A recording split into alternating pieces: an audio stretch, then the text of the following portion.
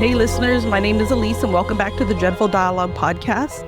I have a new guest with me to chat today. Her name is Bonnie Marie Williams and she's known as the Voiceover Superhero. So hey Bonnie, welcome to the podcast. Hi, thank you for having me. I've been looking forward to this. Yeah, we've been trying to get this together for a few months now, but everybody's got different schedules, so it's great to have you here.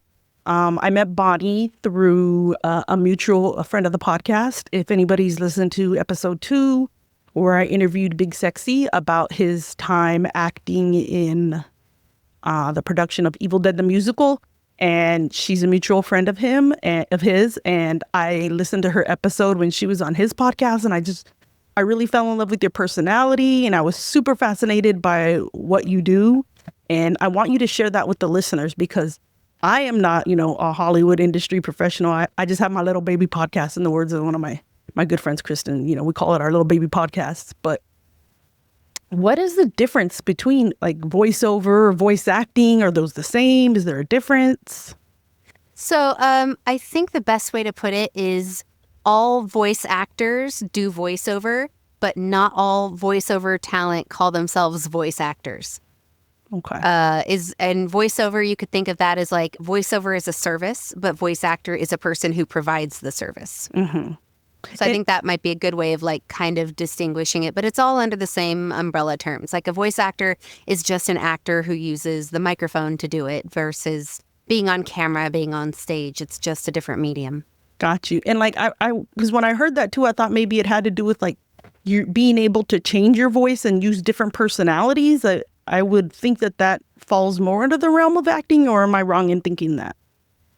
No, so that's part of it. But there are people who do, e-learning stuff and corporate narration stuff, and they'll still tell you that you're still acting because you can't, at the end of the day with voiceover and voice acting, it's not just reading. You're really bringing the words to life. So even if you don't necessarily change your voice, like most of the commercials that I do sound like this, I work all across different genres, but most of the stuff I do sounds like my voice. It doesn't sound like, hi, I'm over here and I'm doing this, like it's not like a totally different thing. It's just, this is who they hire me because I sound like this, but I can take a piece of copy and a piece of text and turn it into something where it sounds like I might be another 20-year-old, I wish, who is explaining the benefits of this product to somebody else. And you're still acting. It's just a different facet of you. And that's kind of how I've always approached characters, is you're not necessarily pretending to be somebody else. I've never thought of it that way. I've thought of acting as, where do you relate to this person? Where is this part of you that is also this other person? And where can you bridge the gap? Oh, that's great.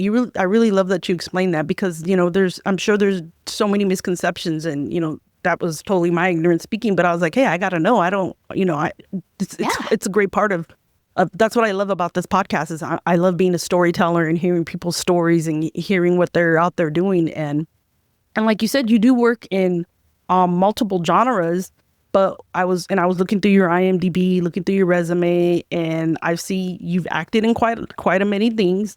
But something that really stuck out to me was that you not only did voice work, but you were also one of the producers, I think a supervising producer of Spooktacular, right? And that was a documentary from 2023. And I stole this right off of Google, so I'm going to read the little snippet that I got here from IMDb. And it says, the story Spooky World and its founder, a PR-savvy mix of P.T. Barnum and Stephen King, who parlayed his experience working in his father's joke shop into creating the very first horror screen park of its kind in 1991. Wow. So can you share anything about your time with that production? Oh, yeah. So LA is a very interesting world and the entertainment industry is very interesting. So I first met David, who basically the movie is about my friend, one of my dear friends, David Bertolino, and his theme park, Spooky World, out in Berlin, Massachusetts. And I originally met David when I was in a theater production that he wrote and was the executive producer of in West Hollywood. And this was 12 years ago now. It feels like a lifetime ago. But that was when I met him, and I didn't know he was a playwright. I didn't know he had a horror theme park past. I just knew him from a theater perspective. Mm-hmm. And I had a very minor part in that show. And I just, started trying to make myself valuable. And I was there, even on nights I wasn't necessarily supposed to be there, I would still show up at the theater. And we became really good friends. And I ended up renting a room from him. And we were moving from one place to another. And he said, hey, I just got off the phone with Linda. And I'm like, what do you mean, Linda? And he said, oh, Linda Blair. And I'm like, David, what are you talking about? And then he tells me he has this whole other life, and he had a theme park, and it was a horror theme park in Massachusetts. And I'm going, who is this person that I thought I knew, that I live with? What's happening here?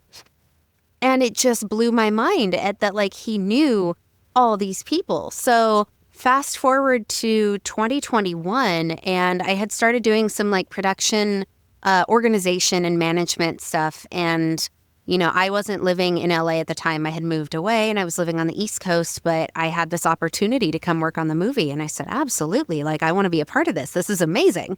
And so I flew out, and I was flying back and forth for about a year doing that. I was bicoastal for a year. It's exhausting. And it ended up the workload became a little bit more, and I was helping out with more things and talking to the director. It's he said, your work is starting to become more of producer territory. It's I've never been a producer before. So it was baby's first producer credit, and it was really, really fun. The movie is still set to come out. It's just sometimes distribution and things, on the back end can kind of take a while. But we have some cool things coming out with the movie. So really looking forward to seeing that and seeing people get excited about that. Every time there's been a screening of it, to build the anticipation, everybody's really enjoyed it. So it's really exciting. And I got to do some VO for it too. So that was really cool. Got to do some ADR, some VO for it, along with being a producer of it. So that was my first producer credit, and I'll always be grateful. And this is why, I tell people, don't think of people in the industry as what they can do for you, because I feel that's very traditionally thinking networking. Mm-hmm. People think oh, what can this person do for me? And it's no. Get to know people and actually enjoy who they are. And if you have stuff in common, don't think of them as just a dollar sign. You don't want to be seen like that.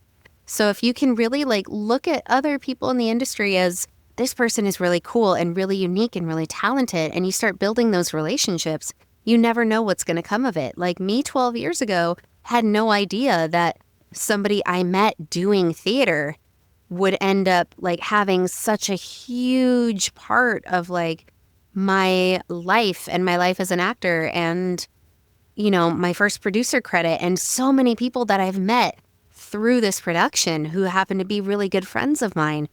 It's just wild to see that ripple effect of where you can start with something and you never know what's going to come from that. But if I had just said, oh, this guy has this and I need to dig my claws in because this is what I could get out of it.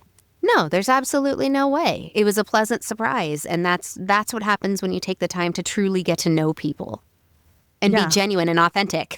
Yeah, no, I and like I said, I think that's what I really loved about your interview that you did with Big Sexy. I could very much tell you're a very genuine person. And the same, when I see your social media posts, I know, I'm going to go off on a tangent. I know this is a horror podcast, but there are horrors and scary things that go on in the real world. And there's things that you post related to, dealing with mental health. And so you do go outside of your realm. You run in multiple communities. Yeah, me and you touched bases through being being spooky fans. But it's true what you say. You never know who you're sitting next to. You never know who you're going to meet. It never hurts to take the time to get to know somebody. And I think it's just really cool to hear also about how that turned into you being a part of this production, taking a bigger seat by being a producer, not just doing your voiceover work. So that's really cool. So you said that it's caught up right now, kind of waiting for some funding and stuff. So keep me in the loop on that. Anything when there's screenings or anything, I'll make sure we promote that, because I was trying to dig deep in the internet, and I'm like, well, why can't I find this? So now that totally makes sense. Yeah. So it's going to come out at some point. So we can keep our listeners to find that as well, because 100%. We don't have anything like that. I know in Vegas right now Universal's trying to build a 100% horror themed park, but I mean, we don't have anything like that here, right? We might have a little section of a park, and of course we get spooky season where we get our, the different, Queen Mary events and knots and all the other ones, and conventions and whatnot. But that's really cool. That it's so cool. And I had never even heard of anything like that. But I mean, and this isn't to blow smoke up his butt, but like, you really revolutionized the haunted hayride, and what that is now and what we have now is really because of, he saw that as, this is entertainment for people. Let's ramp up the production value. And you have a whole theme park dedicated to horror, and it's open during October, but it's a whole park. It's not a section of the park. And that's not to downplay Knott's Scary Farm and the Queen Mary, which is haunted in and of itself. Or Halloween Horror Nights, which I love. So it's not to discount that, but all these things, take inspiration from each other. And so many people who are in the horror industry now got a lot of their starts at Spooky World. Wow. And friends that I've met through working on the movie got to visit that when they were a kid. And I'm like, man, if I didn't grow up out here, if I grew up out there, you better believe I would have been there every fall with my dad. My mom and my sister would have stayed home. They're not Halloween people. But me and my dad, 100%. Like we would have gone 100%. I'm so sad I never got to actually experience it. Yeah, there's definitely things like that where you're like, oh, if I could have been there at that time. But yeah, that's definitely a documentary that I am looking forward to coming out. Oh, yeah. When it comes out, I will be obnoxious. I will never shut up about it. Well, I'm glad I gave you a space to chat about it more, because there's not a lot out there about it. So I found that really fascinating to see that you'd worked on it. So another fun thing that I want to know about is I saw your post that you were a part of the Ice Nine Kills music video that featured David Howard Thornton as Art the Clown from the Terrifier films. So I want to know all the details. How did you get involved? What did you do? Like, how much blood was on you? Like, I need all of it. Tell us about it. Yeah. So thankfully I was blood free. It was a 2-day shoot. I could only go the one day because I had to book out for it. But so one of my friends that I met, who's one of the other producers of Spooktacular, is my friend Anthony Landry. I love him to death. My brother from another mother. Nice. Just great, great friend. He has become friends with Spencer Charnas, who's the lead singer of Ice Nine Kills. And Spencer allowed us to use one of their songs for our podcast, which is amazing. He was like, yeah, go for it. So when you have somebody that likes what you do and gives you permission to use one of their hit songs as your theme song, you thank them in every podcast episode, which we do. But they became friends, and Spencer and Nadia are some of the nicest people, and something that I think people think if you're in horror, you're like really scary. That you're like, oh, you're scary because you like all this stuff. No. Everybody in horror is like a nerd. And everybody's so nice because all of us know what it's like to be on the outskirts, to be on the fringe of things, to be on the outside, to not really fit in. And I felt like that within the area of like comic books in the geeky world, but I've also felt like that in the horror community. But all that to say is the horror community has some of the nicest people in it who are so welcoming, because we're all kind of like, we're all little misfits, you know? And so Spencer and Nadia invited us to be a part of the film shoot. And I remember getting an email about it, and I was like, oh, that sounds cool, but I don't know if I can go. And then I got a text from Anthony, and he's like, hey, what are you doing on this day? And I'm like, well, I guess I'm going to go be a part of this music video. I guess that's what I'm doing. And we got to hang out and see the song that they did for Terrifier 3 before the movie even came out. This was last summer. We were in a heat wave here in LA, which was really fun. My makeup was like sweating off of me before I even got to the set, but it was super fun.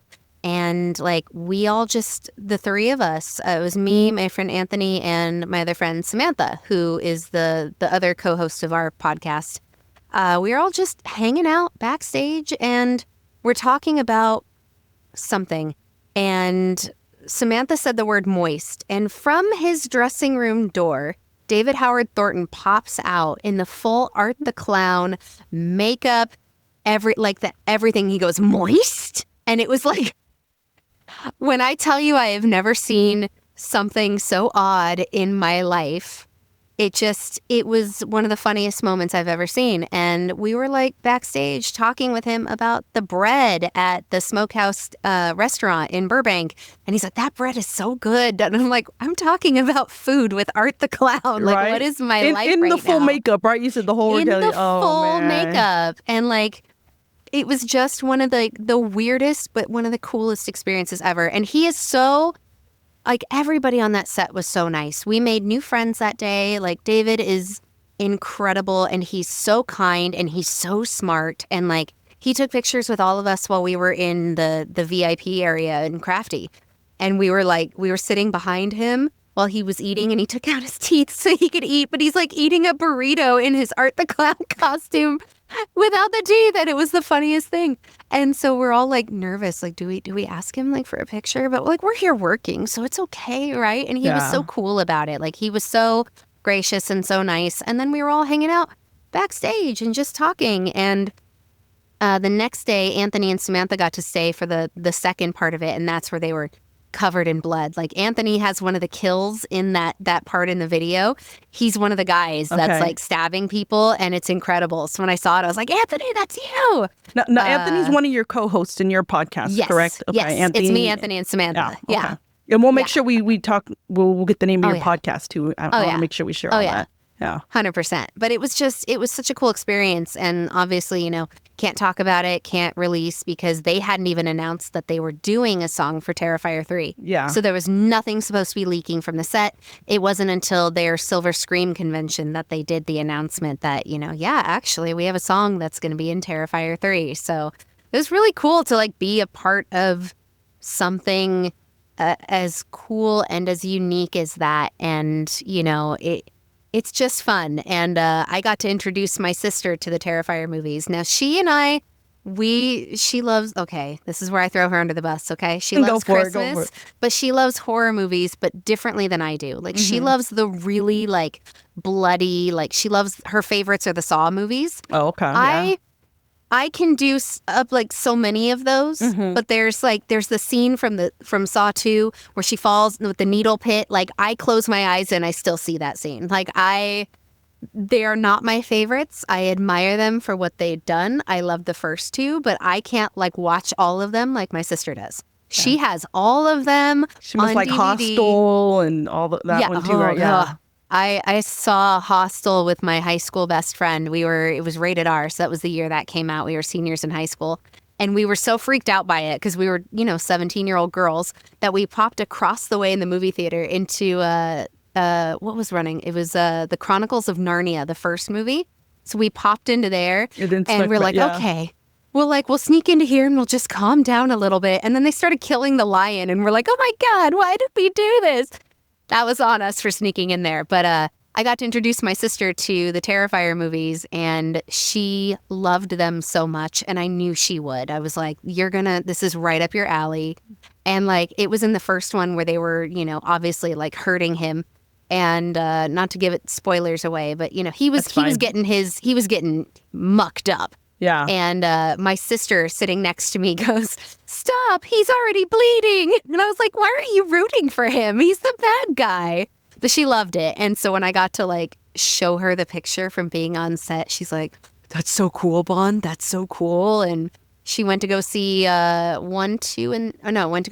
and 3 at the movies by herself. And I was like, you're hardcore, dude. Yeah, that is. Like, by herself, sat through like 9 hours of Terrifier content or whatever, and it was cool. It was cool. I wish I was as cool as my sister, but that's the very long story short. You can tell I talk for a living, huh? Yeah, no, it's all good. I love it. I think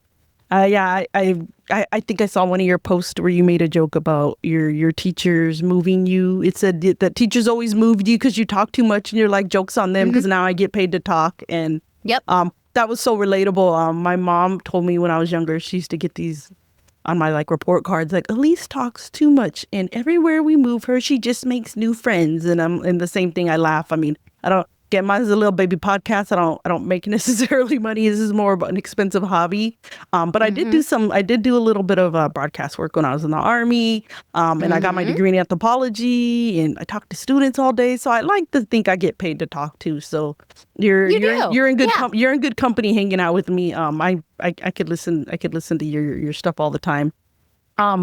So we jumped right into like all of the stuff related to your horror genre work, but I want to delve more into what you go by and your whole brand and like your whole persona that you have, and you go by the voiceover superhero. And how did you come up with that?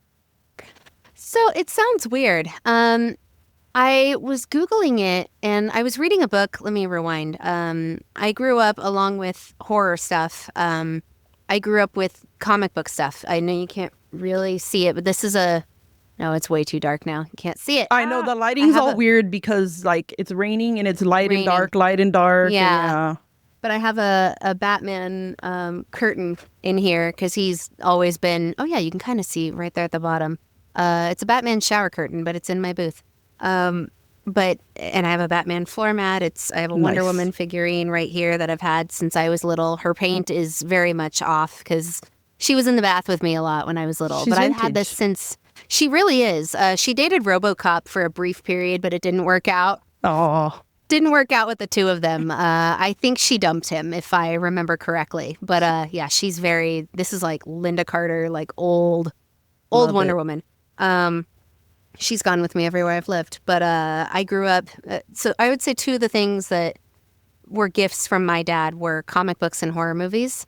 And I know people think those aren't, those have no relation to each other, but like, I think they do. Yeah, they do. It's just people are geeky about horror movies. They're geeky about comic books and stuff like that. So, I was out here in LA and I was doing on camera. I had started doing some VO, but I was still using my name as my brand. And then I moved to the East Coast and I kind of had to start all the way from the beginning because it was like, okay, well, I'm here where I don't really know anybody.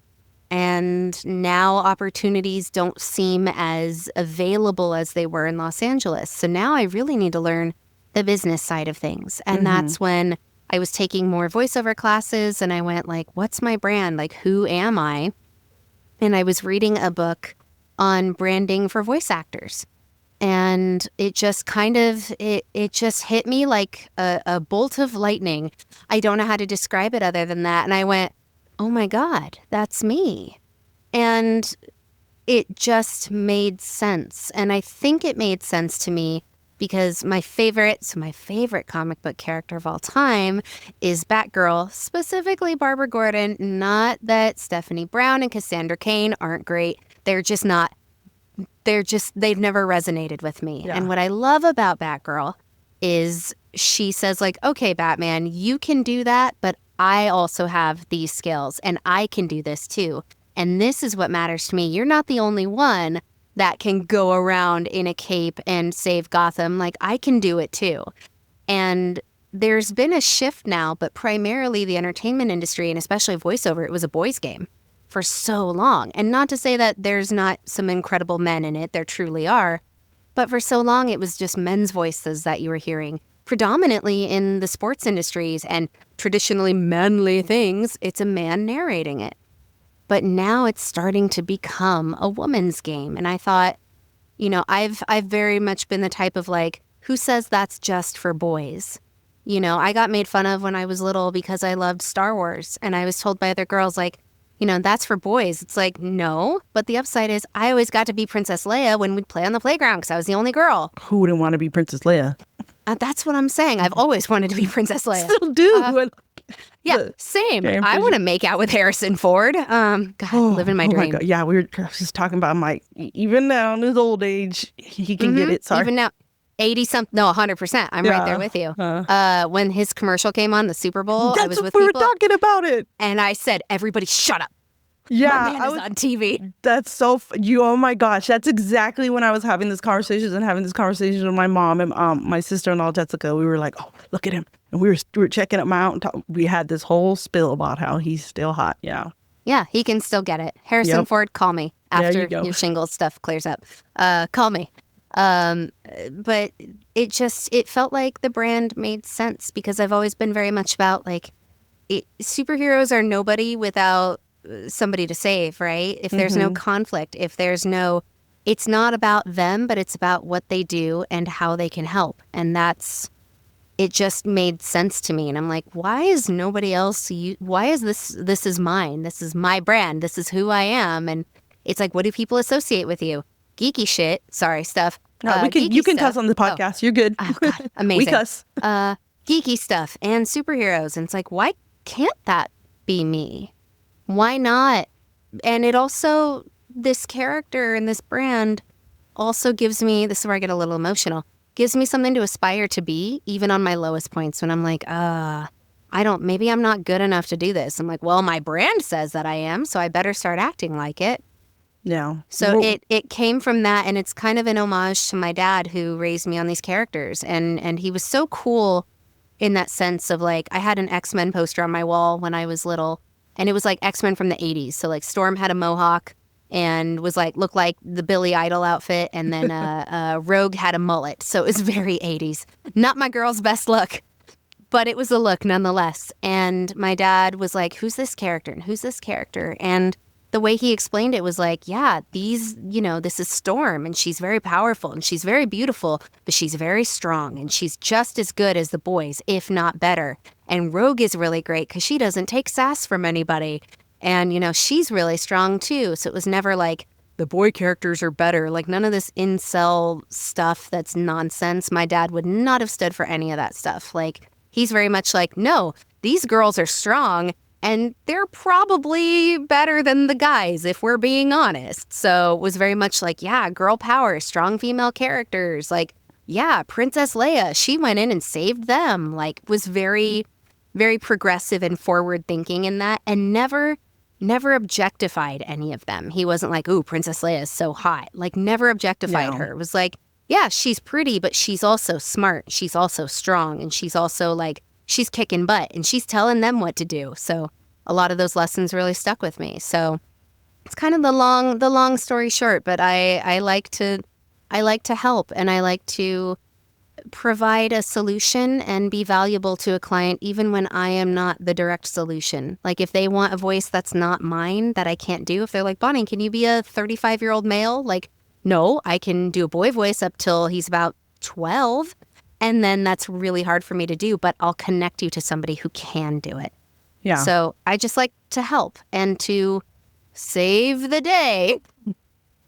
No, that's really cool how you said, connecting people, because again, I mean, that's how you ended up on my podcast, right? We got connected through other people, and there's so many people that are in it just for themselves. And yeah, if there's something you can't do, why not? If you have a buddy or you have a friend or you have a colleague that, hey, this is something that they can do, I'm going to put you guys in contact with each other. And that just, to me, that just brings us right back to the horror community. I love it. I have so much fun. When I first started this podcast, it was like me bugging, and not in a bad way. I've loved all of my guests. Me bugging like friends and family, like, come on my podcast. And they're like, oh, okay. And I'm finally at that point where like I'm getting a little community. I have listeners that are like, hey, I like what you do, I'm going to come on. And I have listeners reaching out and saying, hey, how about this for a topic? And it's really cool. And I love that when you go to conventions and you go to events, I mean, I'd say I don't have a way to actually, do the numbers, but I mean, I would argue like 95% of the people are super cool. That 5%, I mean, you can't get rid of like usually 10 or 5% of the people. There's just going to be jerks. But like most of the people that you bump into each other, sometimes you're sweaty, sometimes it's cosplayers that are wearing all their gear, but everybody's always super cool. And like you said, we're all nerds in different ways. I mean, even within the genre, right? You have people that only like slashers, or people that only like classics, or only like this. And I love it all. I mean, I eat all that shit up. I like pretty much a bit of it all. I mean, I am a slasher. Probably slashers are probably my favorite because that's what I was first exposed to based on my age. But I think that's what's so great about the community. And that's why I thought it'd be so fun to have you on. Yeah, 100%. Yeah. So I see, too, that you do go to a lot of conventions. Do you have any fun stories or experiences from any of the conventions that you've been to? So many. I've This was, oh my God, I was just telling somebody about this like 10 years ago. I went to a Comic-Con and I dressed up as Gwen Stacy. There were so many Deadpools running around. Gwen Stacy, you're going to die. And I'm like, okay, it was funny the first time, Wade. Okay. Like, I'm just like, keep me away from the Deadpool cosplayers. Yeah. No, just, I have so many. I've been to different Comic-Cons all over. I've been to the different horror conventions. There's just so, like, which one do we want to talk about first? Yeah. Okay. Tell me about a really big one, and then tell me about if you've been to like a really small one, maybe that people don't know about. Because like everybody knows the big one, like at least in our area, right? Everybody knows Midsummer, Monsterpalooza. Like you could share one from any of those, and then if you have any like smaller events or something, because I really think that's cool to expose people to, so not everybody can just like hop a plane to go to SoCal. We're very lucky we can attend some of these bigger ones. Yeah, 100%. There's some really cool experiences. I went to this like a really small Comic-Con years ago. My God, it was like 10 years ago, maybe more. I was a cosplay judge for a Comic-Con, and I was, this is when I did not have a wig for this. My hair was that short, but I was Velma from Scooby-Doo. Oh, wow. And I had short brown hair. I know. I've had every hair color that black, brown, red, and blonde. I mean, that makes it easier to cosplay, right? Yeah. 100%. I have a no wig policy now because it's just too hot. Yeah. It's too hot. I sweat too much, although I will make an exception for some characters. But generally, I try not to dress up if I have to, like, do a wig. I'm just going to skip that character. But, so that was a really fun one. I went to... Where was that one at? That was out here in LA. Okay. It was at, like, a gym somewhere. It was nice. It was through people that I met. It was like a random thing that through people that I met at a comic book shop, and they asked me if I wanted to do it, and I was like, oh, okay, cool. So that was fun. Yeah. I think it was in Burbank or Sherman Oaks. I know those are two drastically different sides of LA, but it was one of those. But there was a really cool one that I went to, a smaller one. I went to a Buffy convention. I know you're a big Buffy fan. I am. It is my favorite show ever. You want to talk about strong female characters? That was one that I used to watch with my dad too. Yeah. And he thought it was so cool. I went to one last summer, and I entered to win a tour of Buffy's house in Torrance, where they filmed like the exteriors, and they used the backyard, and they filmed part of the inside. And I went with a friend of mine who I met through people in the geek community, and Buffy also happens to be one of her favorite things. And I was already like planning on going to this convention. This was like June of last year. So I was like, yeah, I'm already going to go. You know what? I'll enter the raffle sweepstakes to tour her house. Why not? And then I got the email that was like, oh yeah, your number was picked, and we're only limiting this to very few people. You get to like take a walking tour of filming locations, and the final stop is going to be at her house. And I'm like, are you kidding me? So I won, and my friend also won. So we got to do that together. And then I met a new friend who is one of the scare actors at Midsummer, Queen Mary's Dark Harbor. Oh, Queen Mary, okay. So I met this other friend who goes to like a bunch of filming locations. I believe his Instagram handle is TikTok is at Set Stalkers. I believe that's it. I'm not on TikTok as much, but he does great work. But yeah, we got to tour Buffy's house, and that started with going to a Buffy convention, and we got to go check out filming locations, and I met some people from the show, and it was really cool. And one of the characters or cast members from the show, she was on a couple episodes in season 4, remembered me from a very long time ago because I kept running into her. Oh my gosh. 11 years ago. I kept running into her. I met her at a play, and then she came to my work and remembered me. And then when I met her at the convention, she remembered me. She's like, oh yeah, didn't I see you at this show? And I'm like, this is the weirdest thing. If you told me Buffy's college roommate who was a demon was going to remember me like 15 years ago, I would have told you that you were lying. So wow, that's random stuff. Yeah, you meet really cool people at the end of the, it's just, it's wild. Yeah, I mean, I think that's my favorite thing is every time I go, I like meet somebody new and we're like, oh, let's get each other, you're like total nerds, like let's get each other social media. Um, and again, it's just really cool to see like what other people are doing in the genre. But yeah, I never win anything cool like that. That's so cool, especially since you're a hardcore Buffy fan. I know to bring up a little sad point, so I know we're recording this right after the passing of Michelle Trachtenberg, so yeah, that was kind of rough to hear that. That's so young, and so that was just so sad. And seeing the tributes from the other cast members just broke my heart. Like I knew everybody's was really sad, and I was like, oh man, when Sarah Michelle Gellar posts hers, I'm going to be a wreck, and I was. And my sister took that really hard because her character on the show was her favorite, and the one that she identified with the most was Buffy's little sister. Yeah. I know, that makes me Buffy. We're surprised. We're shocked. We are shocked and surprised that that's who I relate to. But my sister took it pretty hard. And so, like, we got to kind of talk about that a little bit. And, like, it just heartbreaking. But to see, like, how much that person really did so much to bring joy to others, and how her character, even though she joined the show really late, left such a mark with people. And, yeah, it was just so sad to see that, and very shocking. But to see how much, this is why it's important to tell people that you love them and to say it while they're still around, because, we want to speak the love to people while they're still here. Because it's very easy to say all these things about somebody when they're not around anymore. It's like, make sure you tell them while they're still here too. Yeah, you have to make a conscious effort, and to reach out to people. And it's hard, we live in a busy world, and yeah, I'm guilty of it. And you have to work at those, my husband's always telling me, well, you have to work at those relationships. If there's somebody that's important to you, maybe it's harder on their end, but to reciprocate in the way that you want them to, but you still keep reaching out. Yep, 100%. Yeah. So why are you drawn to horror? Since we're getting into all this little spooky stuff, like what is it about? I love finding out like why people watch horror or read it, or what is it about it that keeps you a fan of it? Yeah. I have anxiety, and I think real life is scarier. Real life is scarier to me. Yeah. Real life is scarier, at least like when it's, I love unapologetically, I love the Scream movies and that whole franchise. I have an episode. They're so smart. That. Yeah. Yeah. They're so smart. And I think they're a good kind of gateway for people who think maybe they won't like horror because they're so well done and they're so smart.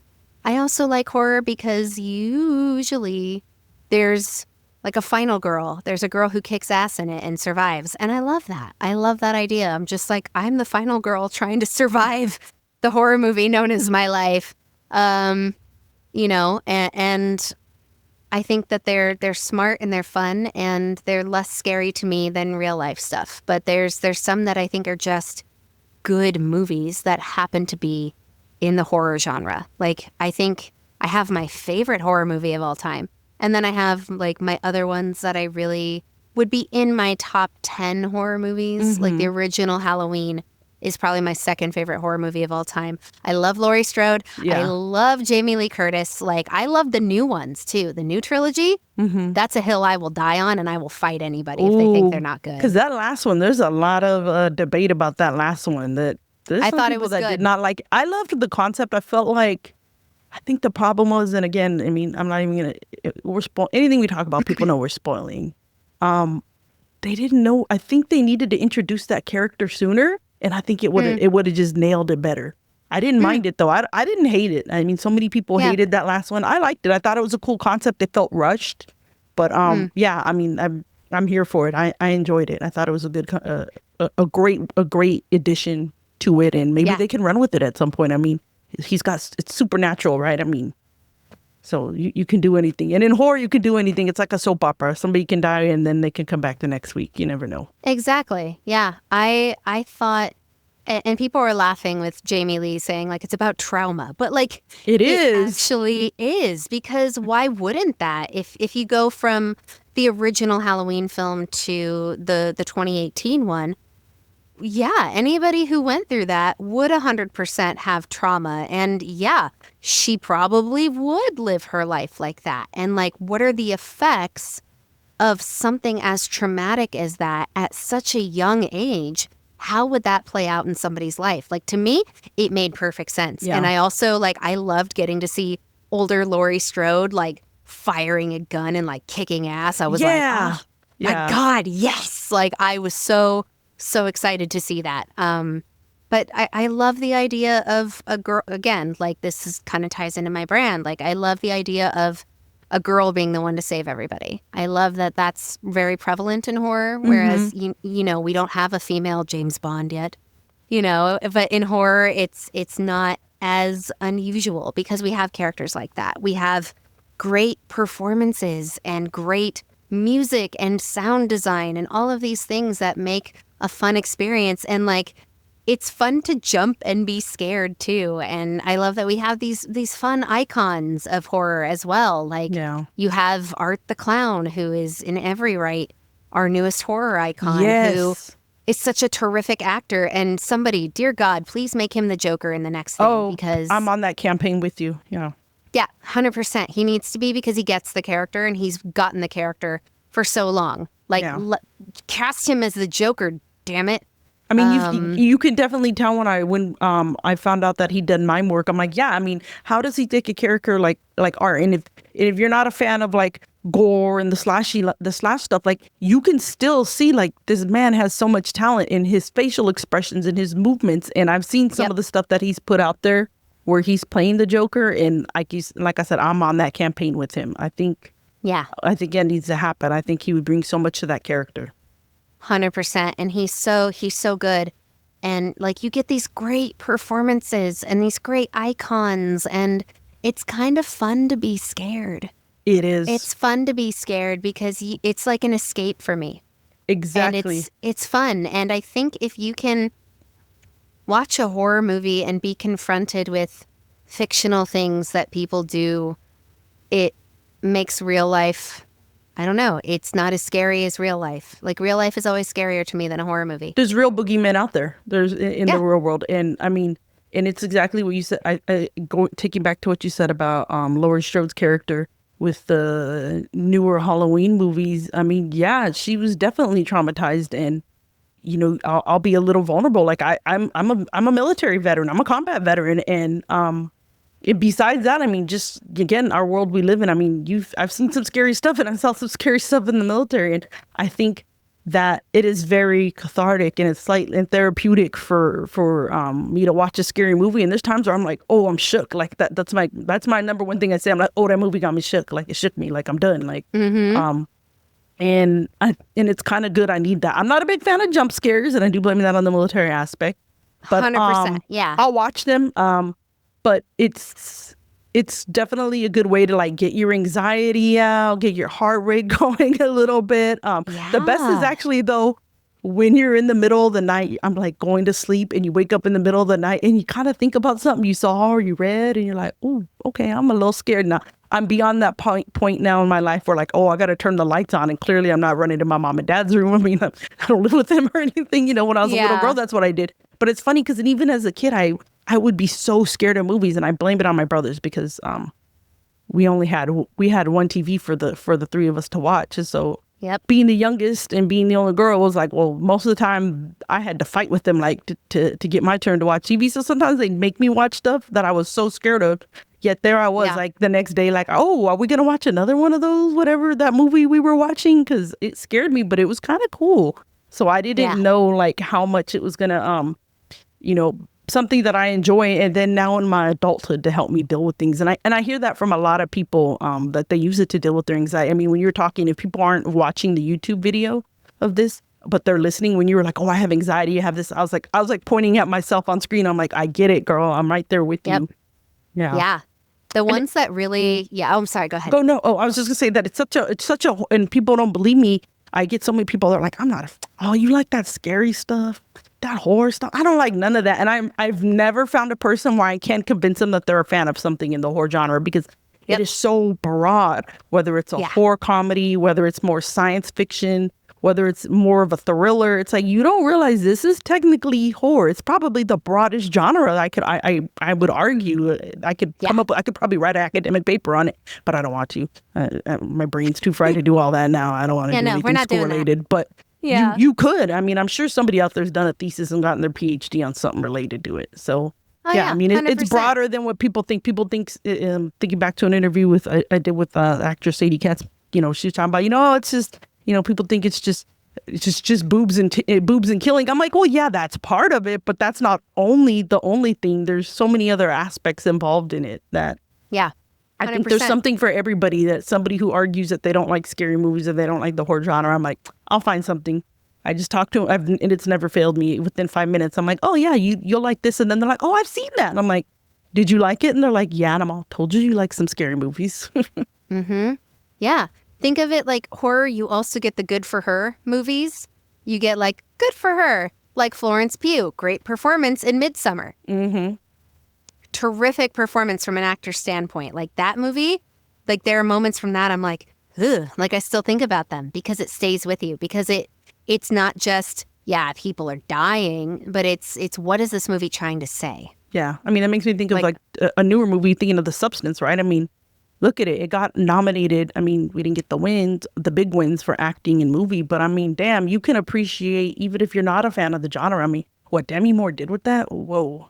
That was amazing. She put herself out there. I mean, literally. Nominated. Yeah. And she put herself out there literally. I mean, she was nude through most of it. She's this beautiful woman where they made her look horrible, yet she was acting the hell out of it. It was amazing. Yeah, she's so underrated, and I'm glad that she's finally getting recognition for being such a terrific actress, truly and honestly. And the fact that she's like, I've been doing this for so long, like this is wild, and I think she's starting to believe it, maybe, and that's very interesting. But like, you have. And people think they may not like it, but it's like, okay, show them a Vincent Price movie. Tell me that how can somebody not love Vincent Price? I love Vincent Price. I have a Vincent Price candle. It's like a bust of him that I got from a server at a diner in North Hollywood. And it's like one of my favorite things. It's like a purple Vincent Price candle. And it makes me so happy. And I have it like with my stuff. And Vincent Price is in my favorite horror movie ever that people don't talk about, but it was the first film adaptation of I Am Legend. Oh, no, I haven't seen that one. It's called The Last Man on Earth. It was the first adaptation of it before the Omega Man, before I Am Legend. It was like the first adaptation of it on film. And Vincent Price carries that movie. And it's on YouTube. Don't watch it in color, though. It is on YouTube in black and white, the way God intended. Yeah, they did like a recolorized version, and it didn't look very good, I'm sure. Yeah. It is meant to be watched in black and white with all the lights off in your house, and it's the same premise. And that movie never spooked me. It always reminded me of watching it on Halloween with my dad. It never actually scared me until October of 2020 when I watched it for Halloween, and it was during COVID. And I went, oh, that's when it genuinely spooked me. Yeah, and movies will do that to you, right? There'll be some sort of hidden message, and horror's really good at doing that, at hiding things that they don't put it right at the forefront. You got to kind of read between the lines to catch these different tropes and these different things that they're trying to sell to you. I mean, Stephen King is really known for doing that in his writing. I know he catches a lot of hate for it, but whatever. I'm a fan. I like his message. I like what he's putting out there. 100%, yeah. And this is, if you want to watch a great performance, and if people say Vincent Price isn't a good actor, A, I punch them in the face, and B, I tell them to watch this movie because he carries it 100%. He has his dialogues and his monologues. It's part of it, just like you're hearing his internal monologue and you're hearing his voiceover while he's doing something. And he's so good. And they filmed it. It was supposed to be, I think, in New York, and they filmed it in Italy. So it's like, that's not quite, but okay. But like, you feel his loneliness and his desperation to survive, and you feel that with him. And he is so good at just being an actor, let alone in a horror movie. He's so good at just being an actor where you feel the pain and everything he's going through, and his want to survive and his frustration. And the things he went through to get to that point, and it's so good. I just tell everybody to watch it. I'm like, please just do me a favor and watch this movie. Just and especially watch if you can catch it for free on YouTube. There's no reason not to. Okay, so I will add that 100%. On my list. But yeah, and I will keep in mind like of the time frame when you watched it, why it could add to why it resonated with you so much. Everything that was going on in the world at that time. Yeah, when you watch it, you're gonna go, oh, that makes sense. Yep. I'll definitely let you know what I think of it after. Yes, please do. It's my favorite. I watch it once a year. I always watch it during Halloween once a year.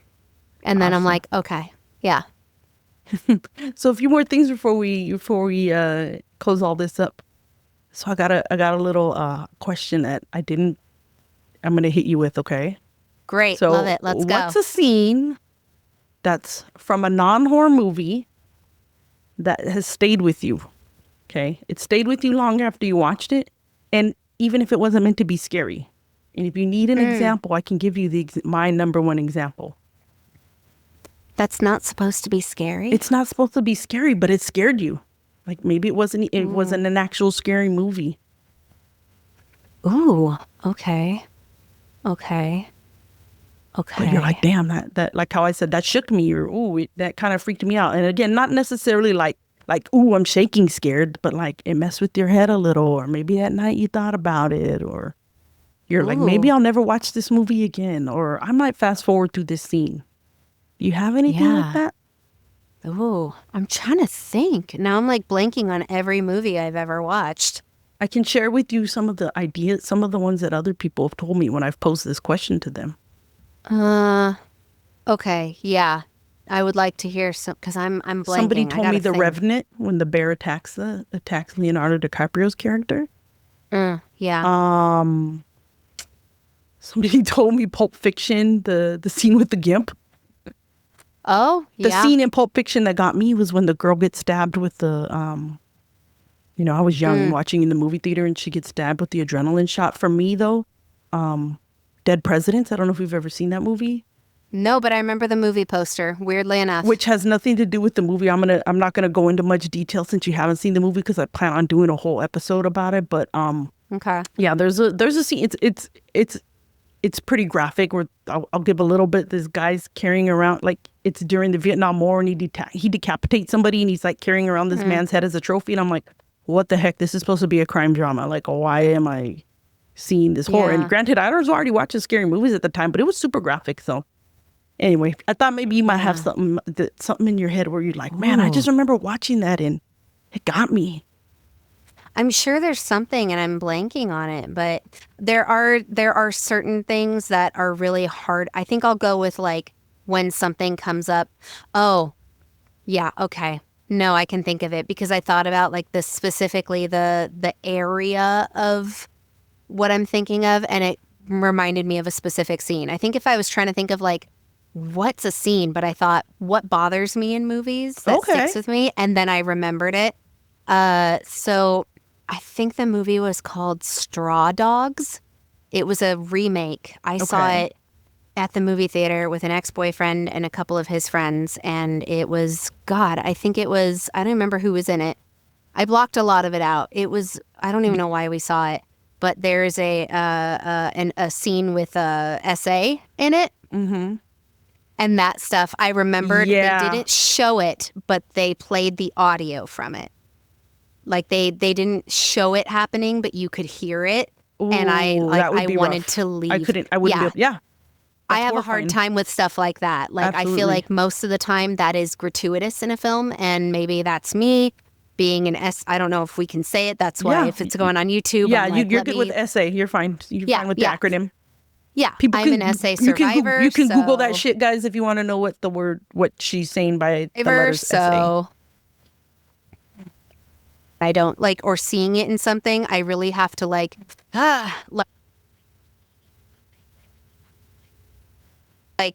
or seeing it in something, I really have to like, was this necessary for the point for that movie? I understand why they did it, but like, I just remembered thinking about that, and like I have to like, especially if I'm like,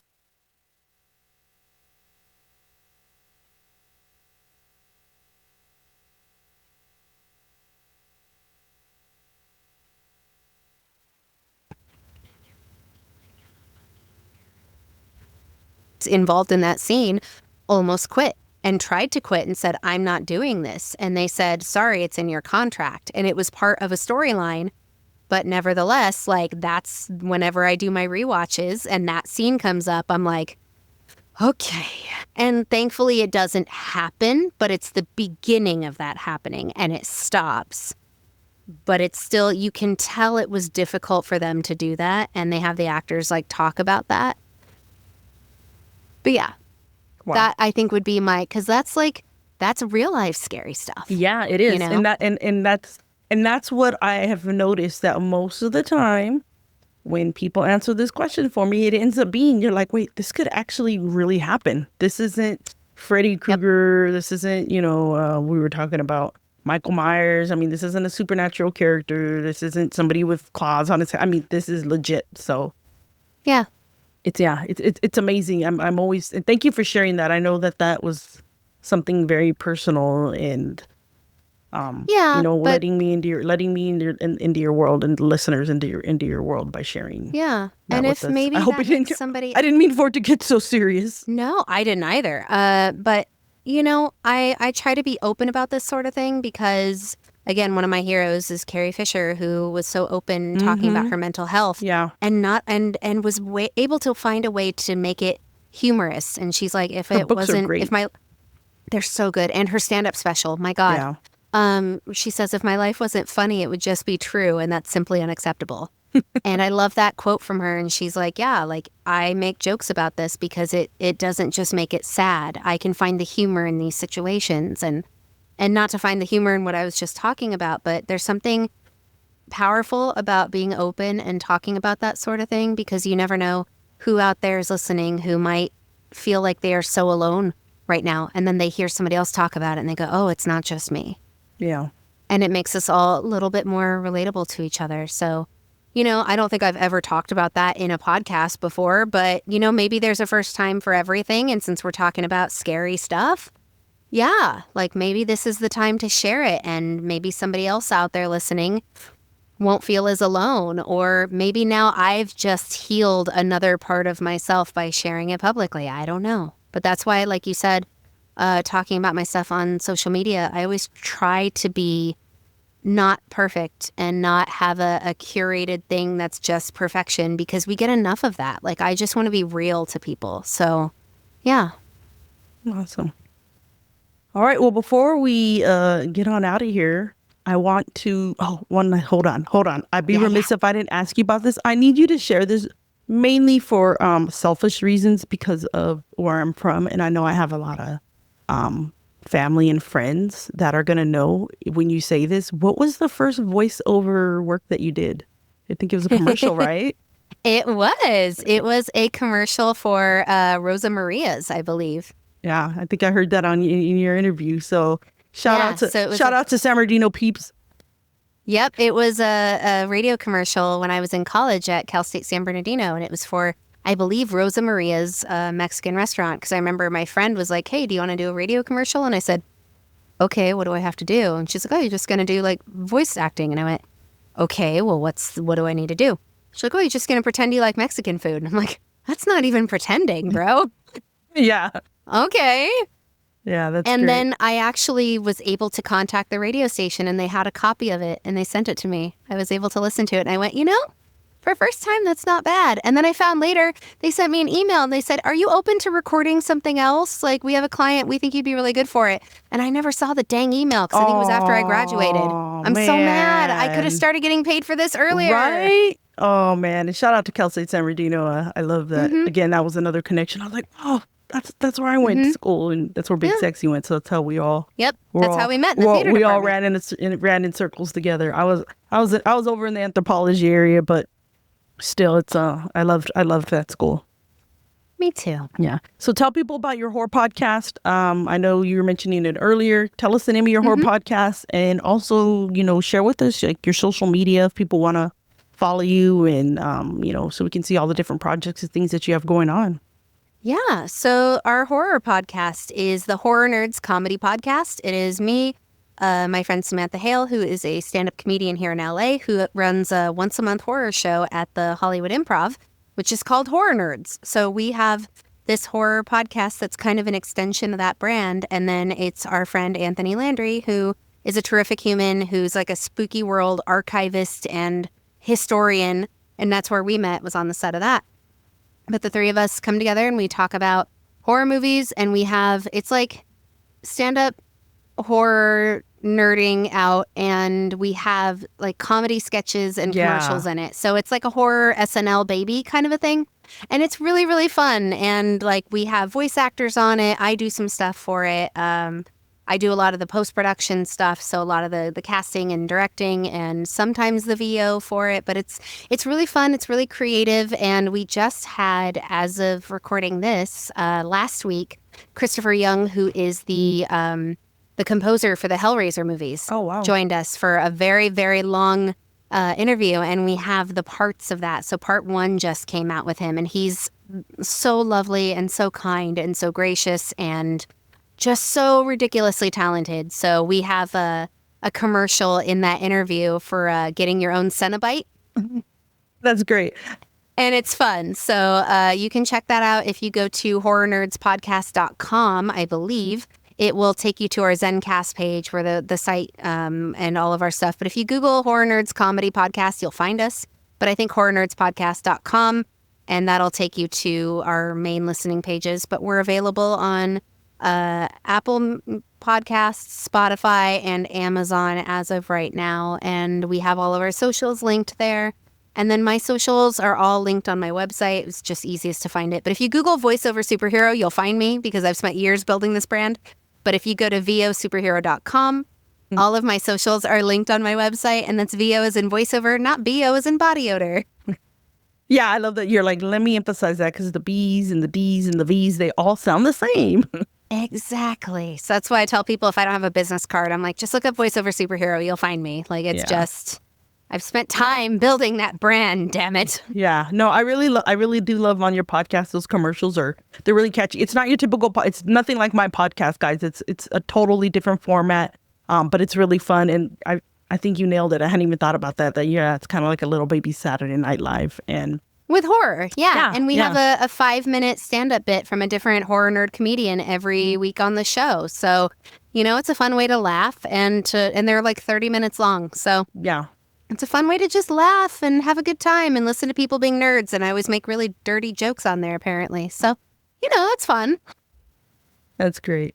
All right. Well, Bonnie, thank you so much. I appreciate you joining us and just, talking about different things in the spooky life, telling us about what you do for a living and things that you're doing for fun, and talking about your podcast. It was really great having you. So thank you so much for having me. I'm so glad we did this. Yeah, it was in the making for a while, but it's all worth the wait. Yeah. Mm-hmm. So 100%. Yeah. So thank you everybody that was listening today. If you want to find me, I am on social media as well at Dreadful Dialogue Podcast. I have a website, dreadfuldialogue.com. I have some blogs and different things on there that you won't find on the pod, and some of the things that you won't necessarily see on my social media. So check that out as well. And again, thank you guys for listening. I hope you guys check out some of Bonnie's work. And with that, have a good one.